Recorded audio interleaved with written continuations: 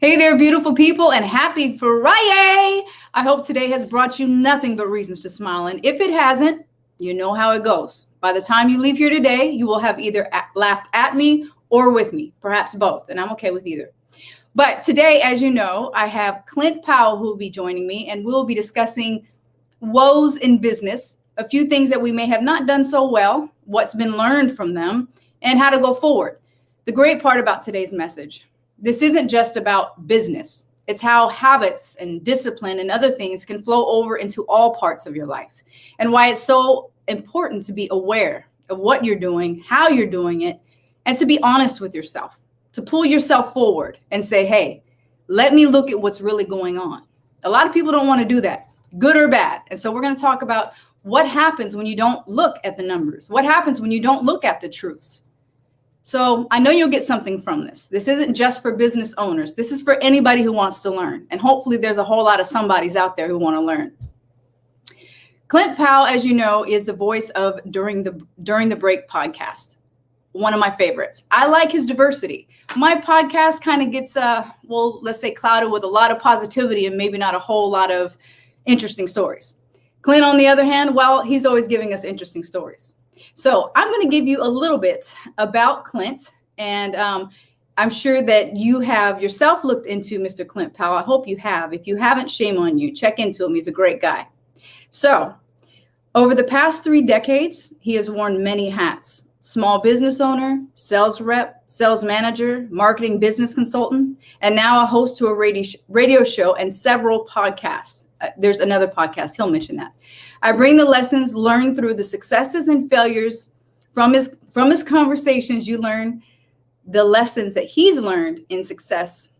You know what I'm talking about. I just messed that all up. But his media platforms give people and businesses the chance to share their story. And hopefully his programs entertain along the way, which they do, because you'll see we'll laugh a lot through this today.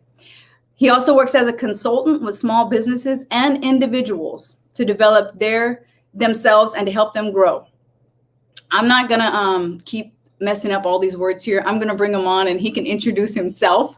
Thank you for being here. And more importantly, let's bring on Mr. Clint. Hey, Clint, I botched your whole intro. How about that? No, I have a feeling that whoever wrote that kind of messed it up when they sent it to you. And I got that from years ago. So that's my fault for not editing better. It just made me sound old. I've done a lot of stuff. So makes you sound great. I think it's great that you have different hats. What has been one of your favorite things that you've done really quick before I let you? Well, I love the start of a new business. It's almost like the smell of a new morning. So whenever I get to start a business, I love it. But I think, to be honest with you, when I found podcasting, it kind of combined a bunch of different things. It allows me to play somewhat consultant, somewhat when I need therapy, I can bring people like you on. So I get cheap, really inexpensive therapy and just disguise it as a podcast. I get to talk to cool people. So probably podcasting would be one of my favorites. So how did you bump into podcasting? What happened? One day you said, podcast. Yeah, that's it. Really? No, well, yeah, I listened to podcasts forever, and I owned and hosted a radio show called Marketing Mix Radio for about 8 years, where we, of course, focused on advertising, marketing, business, and sales and leadership. And what I noticed was I started saying this all the time. We'd have a guest on, we'd go to break, and I would have these great conversations about a trip they just took or something they tried and failed, but we didn't have time when we came back to the radio show. Right. And I thought, man, we're having a podcast in between each of these segments. Mm-hmm. So that's when I started the show. I was like, why don't I have a podcast with like the leftovers of all the really cool conversations? And I do really like the name. And I think I've told you that before, like During the Break. That is awesome. That is awesome. Thank you. So if you were to gauge all the different hats that you wore, which would you say is the most successful? Connecting people. Connecting people? Yeah. I mean, if you were, that's a different, I guess that can take different forms, but the hat of introducing people to other people that can help them grow their business or fulfill a need or take them to the next level, probably connecting people. And that's kind of been a running theme through all of my businesses, whether I work for somebody or own my own business. Now, if you were to scale yourself on a 1 to 10 as a business owner, What kind of interview makes me, all right, go for it.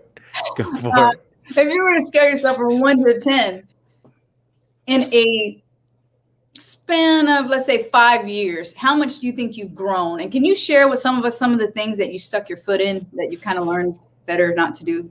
Yeah. So that's a great question, but it's also I got to pull it apart a little bit. And the reason is, if you're a small business owner, you wear a lot of hats. Mm-hmm. You're the financial person, you're the salesperson. A lot of times you take out the trash. I'm also the customer service rep seriously, you're everything. And if you have if you've hired people, somebody calls in or there's a problem, I'm also possibly HR, or I'm filling in for the person that called in sick. Right. And so when you say judge yourself, what hat, it depends on what hat I'm wearing. So as an overall business owner, I would think that sometimes I was a great business owner. The last business I had, I was a great business owner for about 7 or 8 years. And then the last 2 or 3 years, I started making some bad decisions. And so I think that scale changes depending on what you're asking me I'm doing at the moment. And more importantly, am I consistently applying the habits that I know to apply? So I did a lot of seminars for over 20 years, probably 200 or 300 seminars.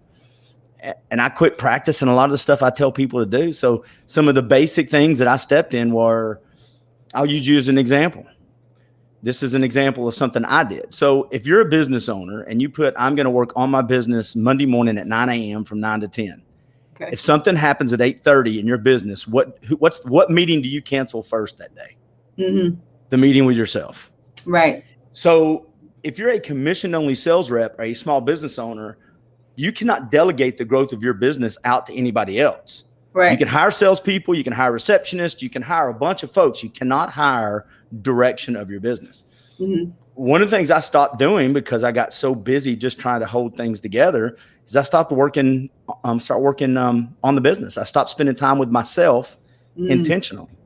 When you say time with yourself, what does that include? Is that looking at business or self-development or what? Both, all of it. Okay. So like when I talk to small businesses, a lot of times we have to start very granular, very micro. Okay. I want to get to this big destination. Well, before you get to the big destination, you have to back out of your driveway. Well, where's your driveway? You don't know where your driveway's at right now. Right. And so when I'm talking about spending time on your business or with yourself, it is in the numbers, those key performance indicators. Am I looking at those KPIs? Am I looking at what culture? Am I spending time on my sales processes and procedures? Let me tell you, when you start doing well in business and you get busy from success, failure and success are both busy. I'm either busy being successful or I'm busy trying to avoid going under. And so if you're a business owner or a salesperson, you're always going to be busy. Right. And so if busy is an excuse not to do what you're supposed to do, you'll never do what you're supposed to do. So it's funny when I ask people, I say, well, do you spend time on, oh yeah, I do. Well, when? Well, when I have time. Well, you're giving yourself your leftover time. Mm-hmm. And when you're in your time, what are you spending your time on? Right. Usually it's just how much money are we making? Mm-hmm. Okay. Well, that's not a good health check. That's not a good way to monitor the direction of your business. So I would think one of the first things I did was I stopped spending quality time with myself, going over, tracking my numbers, tracking the happiness of my employees. My menu, my services menu got way too big. I started trying to offer things just for cash because I needed cash. But here's the thing. If you're not tracking your cash flow, right, and you don't know where it's going, then if you're making enough money to tide yourself over, it'll cover a lot of mistakes. You mentioned that. So I will say that the idea of this whole meeting we're having here is because the podcast you mentioned about failing. And so you did mention that about how you can have enough to fill some holes. Can you go over that analogy? Yeah. Yeah, I think the most dangerous place a business or a salesperson can get is a place of success, because success will hide mistakes. It'll cover up your bad habits. It'll cover up poor decision makings with your money. And then when there's attrition or your consequences catch up with your actions, when the water goes out off the beach, you see what's left. Right. And if you have not kept your habits and you've not been intentional about tracking your money and tracking your time, then all of a sudden you're not successful. You Mhm. know, it's really odd. We all know this. We plant the crops, we nurture the crops, we reap the harvest, right? Right. So when I'm having success today, more than likely it's based off something that I did before today. Right. Okay. Well, if I'm having success right now, I don't know why we as business owners and sales reps just feel like we've arrived, like there's not going to be another harvest that I have to do next month or 3 months or Right. 6 months. Right. And so we just stop doing the things, and money will cover all that up. It'll cover up where you're spending money wrong. It'll Right. cover up bad hires. Have I hired too many people? That's what I did. I hired too many people. I Mhm. started providing services or offering services I really wasn't good at. Right.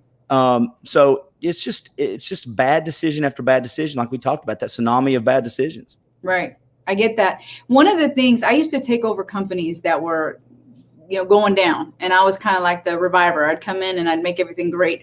And the things that I found that led to companies that had poor retention or high turnover or loss of money, the 3 areas for me was, one, the employees that were there, they were just hired and that was it. There was no continual training. There was no normal, or I guess you can say regular, how are they doing? What do you call it? Yeah.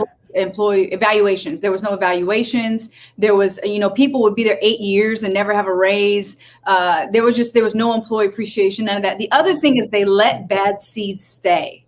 They would avoid hard conversations with employees that were bad apples, and they would just let it stink up the whole company because they didn't want to get into an HR lawsuit, and they didn't want to do all these things. And, it's a scary place for companies. Mhm. So employee that's an interesting and very sensitive topic. I told, we used to do sales training and even customer service training for some smaller businesses here locally. And I used to tell the business owners, your first client, your first customer is your employee. Hmm. If you're not treating your employees at least as good as the customer, then you got some problems. They're going to talk about it. It's trickle down attitude. If everything else trickle down, if they're miserable, your customers aren't going to stay happy very long. And that'll get back to you. And so, if you're not treating employees right, and that goes for your vendors too, by the way. It goes for vendors, employees, third party. If you're not treating them as good as your customers, that will eventually cost you money, and it'll cost you relationships in the future. Awesome. So how long has your podcast been around? 2018. Was it 2018 or 2017? It's been 3 or 4 years. I can't remember. Dayfire podcast, we talk about adventure in the great outdoors. Dawson Wheeler used to own he used to own a company called Rock Creek Outfitters, and he founded it and sold it after 30 years. Is one of the biggest in the country. And we started that about 2 years ago together. And he's an adventure guru all around the world. And I'm the guy that chases waterfalls on the weekend. So it's a good mix. That's nice. It's a good mix. So where do you see, or is there anything or a particular, let me just say, is there an area of focus that you want to try to take during the break too? I seen this awesome debate one time with you online where somebody was like, pick a subject or pick a subject matter for your podcast. And you said, well, just, enjoy it. Is that how, I enjoy it. So let me just do that. But is during the break just going to be, how do you pick your subject matter? Well, let's talk about that. How do you pick guests? Just interesting guests. I don't think I'll ever really change the during the break podcast, what we do or what I do. Mm-hmm. I like talking to interesting people, and interesting people can come from business. They can come from outdoors. They can come from heartaches or veterans. Interesting people are interesting people. So that's a little bit of a selfish, that scratches that itch. The Dayfire is pretty clear. It's outdoor, right? Right. And it's gear and big adventures and storytelling and conservation and barriers to entry and all that. I might start a couple of other ones. I've got one. I may fire Marketing Mix Radio back up as a podcast with my co-host. And we may start doing a couple of those a month. But if we did the Marketing Mix Radio and if we fired that one back up, I would like that because I miss talking business. I miss talking leadership. I miss talking ownership, sales, processes. I miss that a lot. What do you like about sales? What is it about sales that makes you like it? I can give myself a raise any day I want one. Any day I want to give myself a raise, I can get a raise. I don't have to ask Amy for a raise. Right. I can get up today and go, you know what? I need more money. Okay. You can't do that in most jobs. Right. And now I'm at an age, now that I'm in my mid 50s, I'm in an age where I like to help other salespeople. That's really what I like to do the most. If you tell me I got a cold call on a bunch of doors, I'm going to get cranky and pissy really quick. So no vacuum sales for you? I mean, I might. I'll sell one for you, like 20 grand. I mean, if I can sell one vacuum cleaner and kill for the month, maybe. Remember the whole Kirby thing? I don't know. Oh, Big thing in Tennessee, but gosh, in California, everybody wanted to Kirby you to death. Knock, Kirby. Kirby and Encyclopedia Britannicas. We had those. We bought them. My mother and dad were suckers. Some poor college kid. I'm selling, but we'll buy it. I've got a vacuum. We'll buy it. I don't care if it works. Just give us the damn box and here's your money. So do Girl Scout cookies count in that?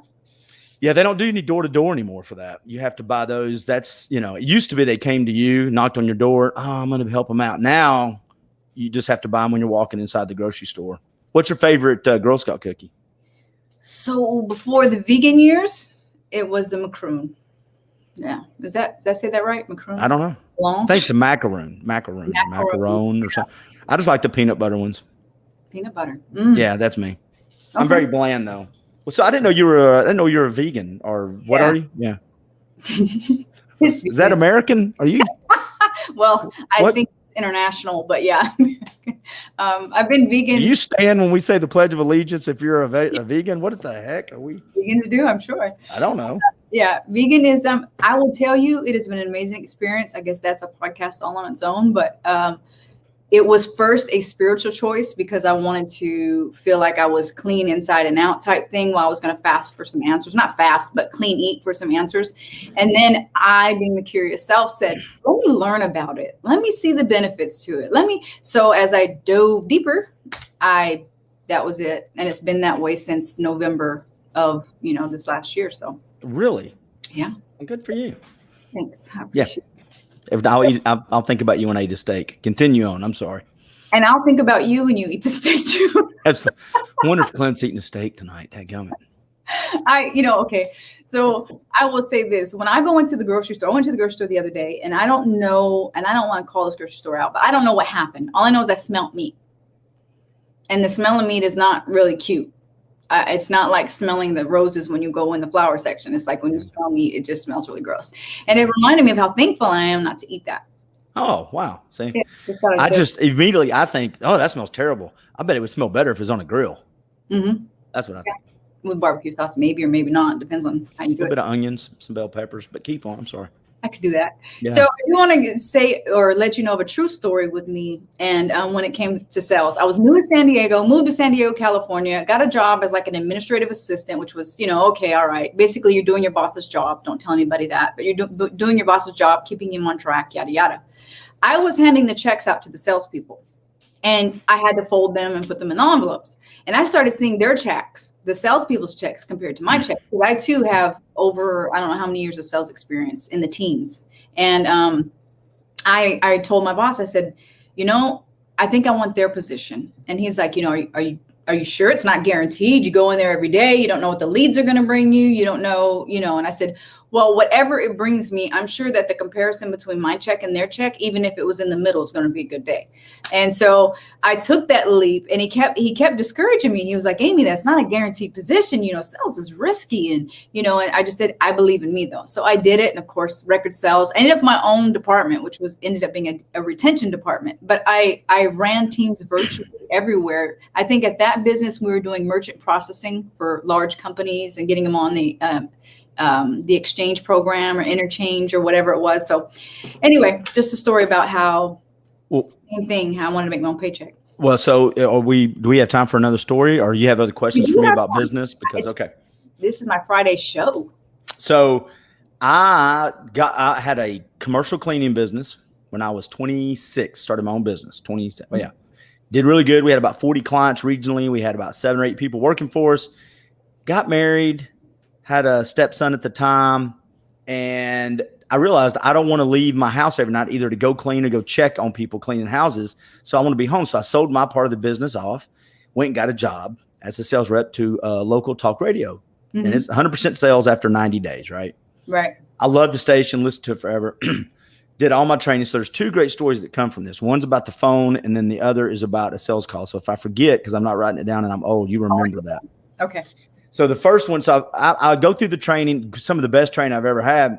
I'm 3 weeks into it, week after my training, 2 weeks of training. Next week, I get my first lead from not self-generated. They called into the station. And I'm like, I'll take it.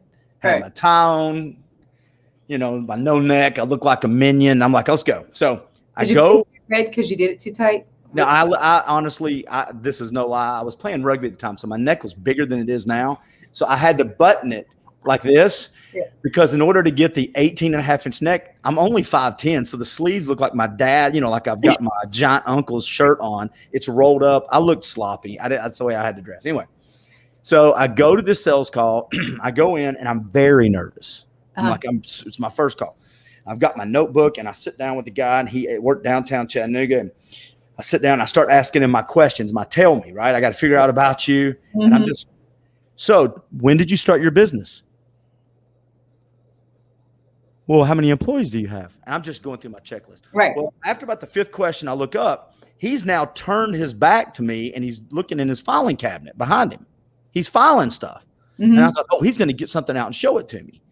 He's answering my questions. I keep going down. About 3 questions later, I realize he's turned around. And I go, is this a bad time? He turned around and looked at me. And this is the truth, because they had been running ads on the radio station. We need salespeople. He turned around and looked at me and he goes, are you one of those people that they hired off the ad? I was like, yeah. He goes, oh, okay. Turned back around and kept filing. That's all. I go, hey, okay, I'll talk to you later. I just turned and walked out. I got in my car, and I remember, and I did a podcast about this. I got in my car, and I remember going, I just need to go do something else. I'm not meant for this. I mean, it hit me like I got kids now. Right. I drove back to the station. It took about 15 or 20 minutes. I got back. I had collected my thoughts, went and talked to my sales manager. And he just looked at me. He says, it happened right to you off the bat for you, but welcome. I go, what do you mean? He goes, if you can't get through it, you need to quit now. That won't be the last time that somebody disrespects you because they don't. Well, fast forward a year and a half, 2 years later, I was the #1 sales rep. That same guy on the same company called back in because he never did anything with us. Right. And I said, I'll take it. And we went back. I went back and I sold him. He said, I finally looked at him halfway through the presentation. He goes, I like what you're saying. I said, I appreciate that. I said, you don't remember me. I told him the story. He goes, I'm not getting a discount at him. I said, no chance in hell, buddy. Your rate card. All right. Last story on this. And then you can ask me about anything else about business or habits or whatever. We did part of our training was making cold calls via phone. You remember, we didn't have the internet like we have now. We didn't have text messages. There was no social media. Anyway, so I practice. So I get out of training, my 2 weeks. I've got my call list. I go in the conference room by myself. Right. Because I don't want to mess up in front. So I'm calling people. Yeah, I'd like to talk to whoever's in charge of your advertising, please. And I make all my mistakes in silent. I mean, in a lone arena, right? Right. I did that 2 or 3 days. I thought, okay, awesome. I've conquered my fears. I'm ready to go sit back out in my cubicle. And the cubicle's got the little sidewalls. Yeah. And there's another radio. I worked for a place called WGOW Talk Radio here in Chattanooga, and there's another radio station called US 101. It was the big one at the time. So I pick up the phone. And as soon as I hit speaker, I don't know why I did this, but I hit speaker, dialed the number, hit speaker, and I'm sitting in my cubicle. And the guy goes, hello. I said, I need to talk to whoever's in charge of your marketing and advertising. He goes, that's me. I'm not used to that. I'm used to a gatekeeper. And I go, and there's a guy sitting right next to me in the cubicle. I go, yeah, well, I was wondering if, and I'm going to try to quote this 30 years ago. I was wondering if you would have money for advertising. Because that's what I do that over here on the radio station. I do I handle some advertising for companies. And if you would like to, I could probably help you with your if you do that sort of thing. And I look over and the guy sitting next to me in the cubicle leans in like this. He goes, and the guy goes, who are you with? I said, US 101, and just hung up the phone because that's not the station I work for. So again, I picked my crap up and went back to the conference room for another 2 or 3 days. And the guy's name was Mike. And I just remember, really, dude, right in the middle, he goes, that was one of the best crash and burns I've ever witnessed my entire life, dude. Wow. And look, and then we became successful. So there you go. There you go. That is an awesome story. I remember the phone calls, and I remember the leads, and I remember the cubicles, and how we used, well, for a lot of the females, we like to kind of dress ours up. But yeah, I remember the cubicle days, and I think it takes a special person to be a salesperson, by the way. But the reason those stories are important, I try to make them fun, and I include them in my podcast, because if you've been in it, if you've been in it a while, we all can share them. But if you're new, and that's what I find a lot of people coming to me when they're new, right? If you have that moment and you don't have a hard and good sales manager in your life to help navigate that, you truly will. You may quit before you get through the breakthrough. Right. And so I tell those stories because it's funny, but I also tell that story because if you're a new salesperson out there and you hear that, you go, really? Yeah, you're going to have it too. Be ready to suck it up, buttercup, and push through. Right. So, and the thing is, I try to tell, people when I would be training sales teams as well, it's just another person. Sometimes the salesperson looks at themselves as somebody who's the beggar type thing, like, oh God, I really need to, when you realize this is just you have to believe in what you're doing. Because if you don't, it's not going to go well. Secondly, you're just talking to somebody. They're not a scary person. Yeah. They're just a person. That's it. So get to your nose to get to your yes. There's tons of books on that and everything else. So. Track your nose. Track them. Track your nose, not your nose, but your nose. Yeah, you may track your nose. Where's your nose at? Your nose may be in somebody else's business. Get it out. Yeah. Somebody else's lane. Yep. So let me ask you, Clint, what are some of your hobbies?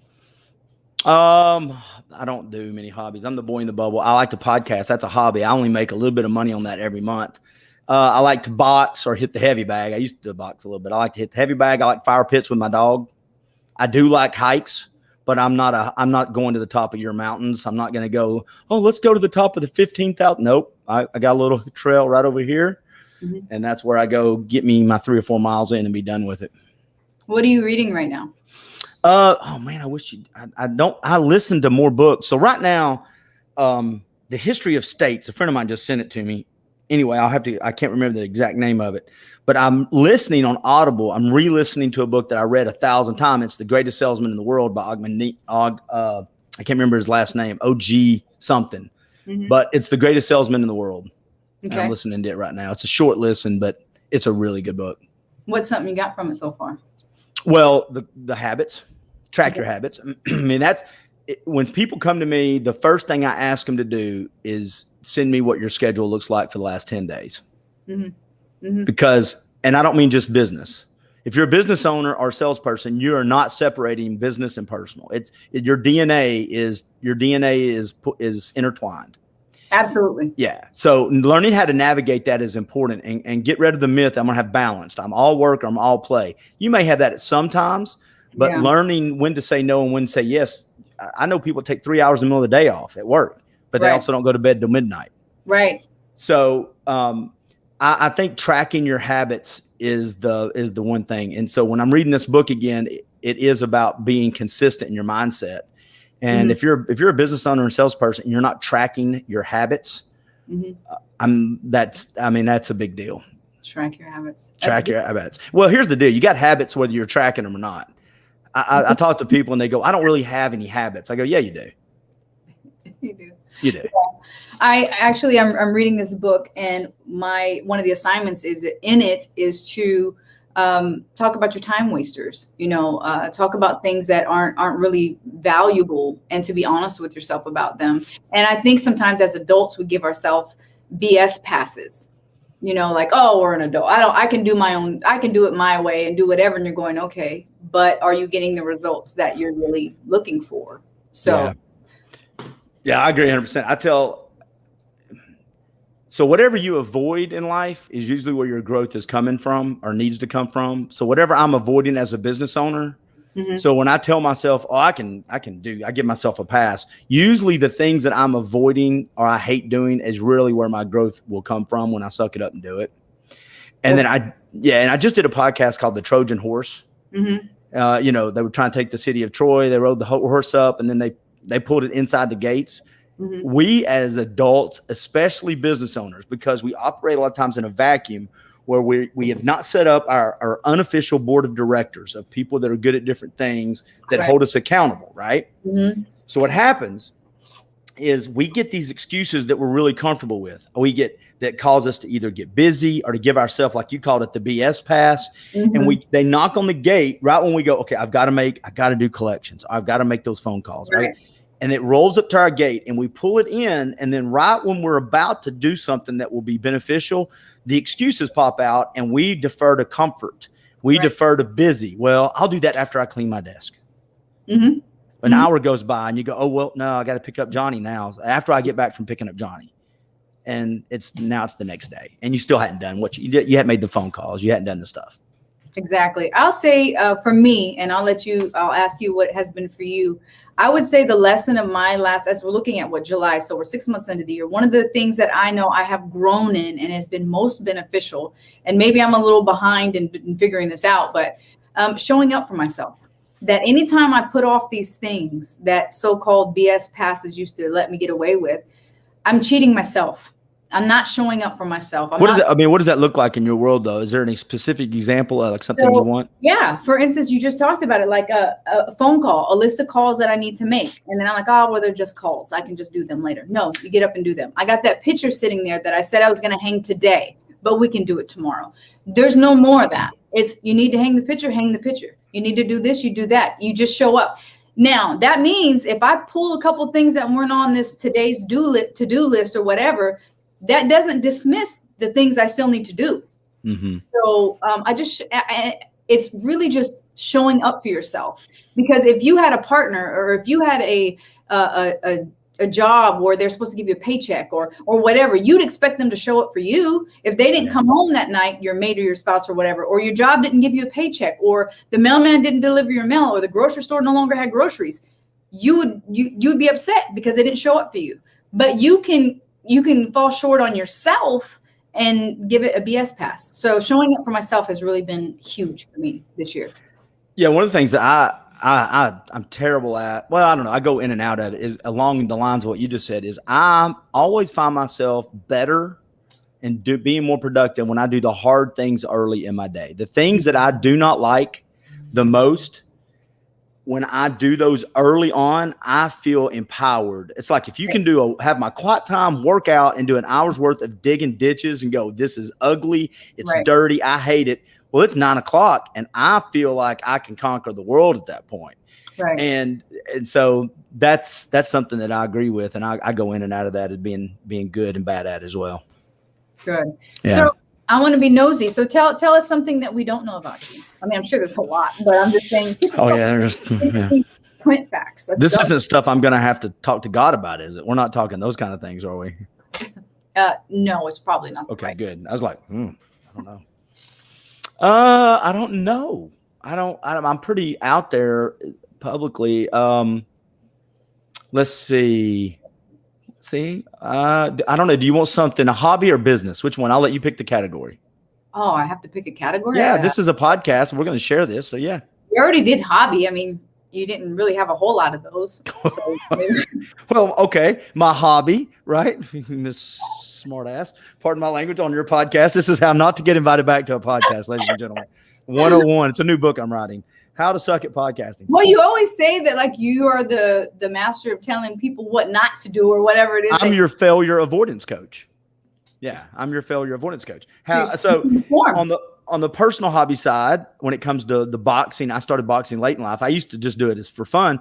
So after some life changes in 2017, I won the world's Masters Boxing Championship between the ages of 40 and 50. Thank you very much. Wow. Kansas City, Missouri. Thank you very much. Kansas City, Kansas. Sorry. Business wise, I don't know. I owned a billboard company for 8 years and sold it off to Lamar Billboard Company. Mm-hmm. That was a long time ago. I do like Lamar because they use their billboards that are empty and put positive quotes up there. Yeah. I think that is pretty awesome. I don't know if you guys noticed that, but I did. I look around when I drive, I guess. I look around, but not near as much. When I owned the billboard company, I was looking at billboards all the time. So I'll tell you what, I've noticed I've done a good job, I think, of training my daughter. We'll be driving by billboards now. My daughter will go, that's a terrible billboard. Look, it's too many words. It's too light of a font. And I'm like, way to go, sweetheart. Good job, honey. That's killer. All right. Yeah, I don't know what else I've done. I've spoke. I did a roast locally with about 600 people where I had to be funny for 10 minutes. And I'll be honest with you, the reason that sticks out in my mind is because speaking about business in front of big groups is fine, because I've got 30 to 45 minutes and I've got my presentation. I get detailed and it's pretty good. But making people laugh intentionally, like this is one thing if you can make somebody laugh. Mm-hmm. But when people are staring at you and say, make us laugh, that's different. And it was really different. It was really odd. I enjoyed it. I'm glad I did it, but it was really odd. Where did you do this at? Here locally, it was for a local charity, a guy that's really well known. And it was me, a state senator. We had a former congressman, a couple of local judges, regional judges, and me. That's awesome. Well, funny thing is our state House chairman, his name's Gerald McCormick, and he may watch this down the road. But I go first. I'm the first guy because I'm the least well known, right? So they're going to get me up to get all the crusty people to make them go. Where's the funny people coming up? Mm-hmm. So I get up, and I had the guy's name was Charlie Hunt that we were roasting, and I had about 6 or 7 good things about Charlie. But then I started going to this website about where you can get good roast jokes, and they're out there. Because I didn't have enough for the full 8 to 10 minutes. Yeah, that's a while. It is. Mm-hmm. And if it's going bad, it's a long one. It's an eternity. That's so this is when God talks about eternity. That's what that means. And so I get up and Gerald McCormick is sitting here. I'm at the podium. There's 600 people looking up at me. It's going pretty good. And I start working through that list. I got off the website. And I looked over and Gerald McCormick is marking his jokes off because he had been to the same website. Oh my gosh. And I was taking about half of his material and he was ticked. He got up and he goes, well, Clint just took about half of my jokes and went, hey, that's what you let happens when you let me go first, man. You should have, ponied up. Wow. Ponied up. Great. Yeah. So I guess one last one is, what's something you want for yourself by the end of 2021? I want you to be, I'm going to be your accountability partner on this and make sure that I ping you with it and see if you're done with it. What is it that you want for yourself by the end of 2021? Whether it's a personal goal, whether it's a professional business, whatever, just what can I hold you to? All right. I'm going to ask for a favor. I'm going to tell you, but then before we leave, I want to give a couple of quick things that people can take away from this, the suggestions that I would make to them. Is that okay? We can do that first if you want. Well, let me start with that because here's one thing that I really have a passion when it comes to business owners. If you've been owning a business for over a year or two, there is a transition that happens with business owners. They go from having a startup mindset to I own a business now. Mm-hmm. And I've seen people own a business for a while that don't know how much money they're making this month. Right. They don't pay themselves. They have this startup mentality, which will cause you to be a week-to-week only entrepreneur instead of running a business. Okay. It's a mindset shift. So work on your business, spend that time. Don't cancel meetings with yourself. Track your habits, track your time, track those KPIs, those key performance indicators, and then ask the question we were talking about before we come on, what do I need from the business? Mm-hmm. What do I want not just what I want my customer to have, my employees to have, and my vendors, the world, but what do I personally and my family need from this business? What is it about the lifestyle? What is it I'm going to take that's going to make my life better? Mm-hmm. Not just what am I going to give to the business? What's the business going to give to me? It's a big question. And I don't think a lot of people spend a lot of time on it. Now, with that out of the way, I would love to go back and pick part of Connect Marketing. That's the one I did about the podcast about failure. The couple things that I was doing really well inside Connect Marketing was the sales and business consulting and speaking. And I've done a few of the Zooms. I would love to do that in podcasting full time. Wow. So by the end of 2021, I would love to have over half my income, since you're my accountability partner, and I'm transitioning back into small business ownership, hopefully. I would love to have more guest appearances on podcast, and I've got 6 consulting clients right now. I'd like to have at least 10. Nice. There you go. Now I'm going to ask you something. So when we get off this, you got to give me a rating as a guest. You got to call me and say, hey, this is what you did right and this is what you did wrong. I guess that's hard conversations. That is one of those hard conversations. Now, if you were to give a book that maybe you've read as an entrepreneur, a small business owner, whatever it is, what book would you, I guess, tell people that is important to read? I got two or three. The 7 Habits of Highly Effective People, which is an old standby. It's one of my best ones. Good to Great, one of my favorite books of all time. Read that one. First Break All the Rules is one of my favorite books of all time. Good to Great, First Break All the Rules are written by the same guy. And then The Greatest Salesman in the World. Wow. Because it's about life and it incorporates religion and Jesus in it. And I like that. You like Jesus? That's good. Yeah. Wow. Yeah. You're going to, okay. Feel a little judgment on that. All right. Really cute how you said it right there. Wow. The pickled heart. I just feel like I got a little bit of that pickled heart. No, I think I just saw the Sunday school Clint was all because you're like, and it has Jesus in it. So it was a really cute moment. And Jesus to you all. Yeah. Very good. Very good. I'm going to get ready to put you backstage and then I'm going to sign off. But really quick, is there any last things that you want to say to our wonderful audience? No, just if you're a salesperson or business owner, just know that find ways to push through whatever is ahead of you. Listen to people around you, and the hard times are coming. But if you've got a passion for it, you'll make it. You'll make it happen.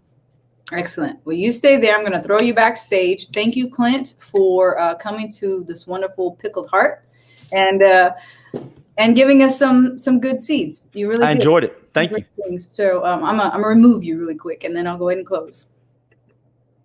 All right, everybody. Thank you for coming along with us on this journey of laughs and lessons as we discuss business and we'll just say personal habits as well. I hope that Friday will continue to bring you nothing but smiles. Make sure that you tell yourself at least 2 times a day, I can, I will, and I'm so worth it. Yes, you are. God bless you and see you soon.